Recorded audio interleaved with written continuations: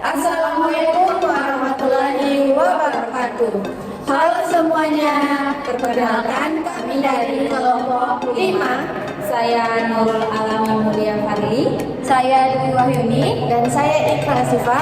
Nah, pada video kali ini kami akan membahas tentang hubungan antara filsafat Pancasila dan praktik pendidikan di Indonesia.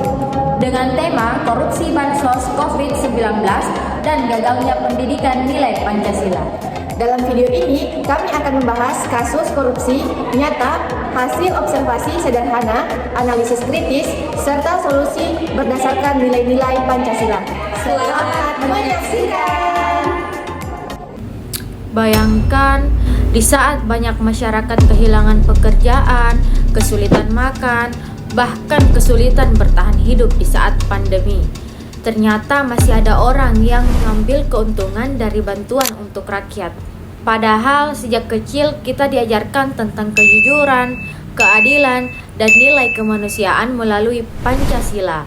Lalu pertanyaannya, kenapa korupsi masih terus terjadi? Kelompok kami mencoba mengkaji salah satu kasus korupsi terbesar saat pandemi COVID-19, yaitu kasus korupsi bantuan sosial atau Bansos yang melibatkan mantan Menteri Sosial Indonesia, Juliari Batubara. Nah, kasus ini terjadi pada tahun 2020 ketika pemerintah memberikan bantuan sembako kepada masyarakat terdampak pandemi. Namun, berdasarkan hasil penyelidikan KPK yang diberitakan berbagai media nasional, terdapat dugaan pengambilan fee sebesar 10.000 dari setiap paket bantuan sosial. Artinya, bantuan yang seharusnya diberikan penuh kepada masyarakat justru dijadikan kesempatan untuk mencari keuntungan pribadi. Nah, yang membuat kasus ini sangat miris adalah korupsi ini dilakukan di tengah kondisi masyarakat yang sedang kesulitan ekonomi akibat pandemi. Dari hasil observasi sederhana yang kami lakukan di lingkungan sekitar, kami juga menemukan bahwa perilaku tidak jujur sebenarnya masih sering dianggap biasa. Contohnya seperti menyontek, titip absen, berbohong, ataupun memanipulasi uang kas. Nah, hal-hal kecil seperti ini sering dianggap sepele, padahal bisa menjadi awal terbentuknya budaya korupsi. Jadi, setelah kami menganalisis kasus ini, kami melihat bahwa korupsi bansos sangat bertentangan dengan nilai-nilai Pancasila.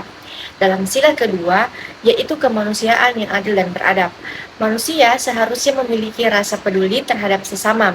Namun, dalam kasus ini, bantuan untuk masyarakat justru dimanfaatkan demi kepentingan pribadi.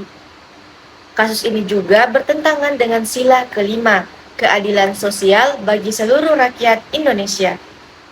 Karena hak masyarakat yang seharusnya diterima secara adil justru disalahgunakan.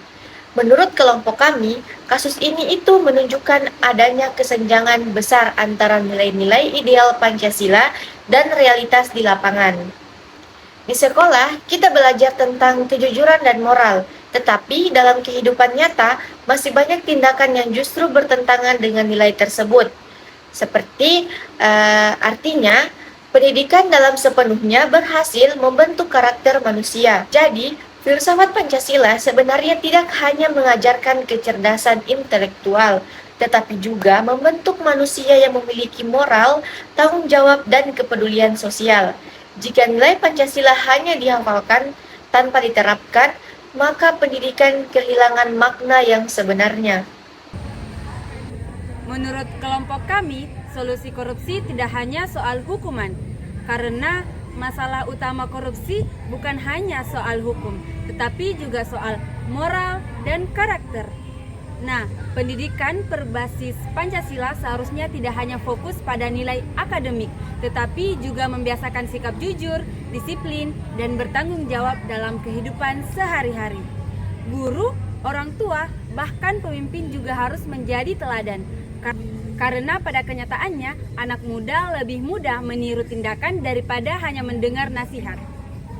Jika kebiasaan tidak jujur terus dianggap normal sejak kecil, maka budaya korupsi akan terus tumbuh di masyarakat. Namun, jika nilai Pancasila benar-benar diterapkan, maka pendidikan dapat membentuk generasi yang lebih peduli, adil, dan berintegritas. Pada akhirnya, korupsi bukan hanya kegagalan hukum. Korupsi adalah cerminan hilangnya nilai kemanusiaan dalam pendidikan dan kehidupan masyarakat. Jadi pertanyaannya sekarang, apakah Pancasila hanya untuk dihafal atau benar-benar diterapkan? Terima kasih.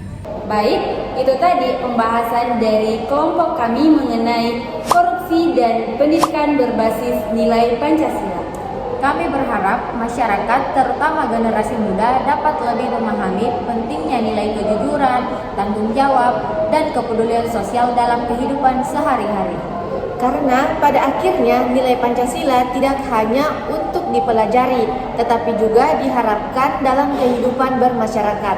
Terima kasih. Wassalamualaikum warahmatullahi wabarakatuh.